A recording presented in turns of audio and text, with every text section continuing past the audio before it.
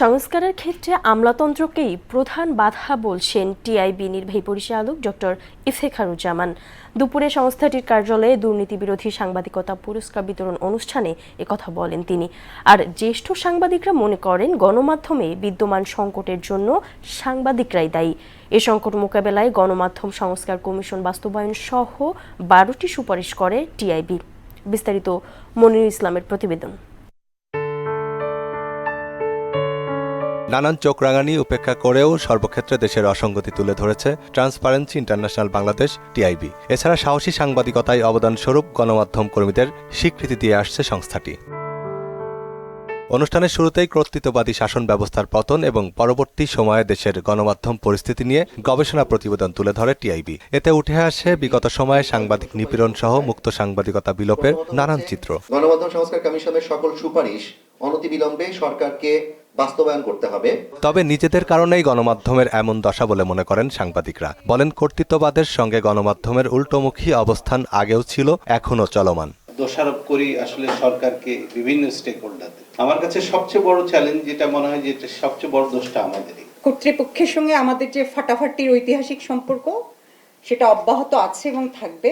কি guideline follow করে কাকে টেলিভিশন দেওয়া হলো, কাকে নিউজ পেপার দেওয়া হলো, কাকে অনলাইনের লাইসেন্স দেওয়া হলো, এগুলো স্ক্রুটিনি করার অধিকার কি জনসাধারণের নাই? আর সিনিয়র সাংবাদিক শাহনাজ মুন্নি বলেন, বহুপক্ষীয় স্বার্থের দ্বন্দ্বেই খর্ব হচ্ছে গণমাধ্যমের অধিকার। বড় সংশ্লিষ্ট জায়গা থাকে সেটা হলো সরকার।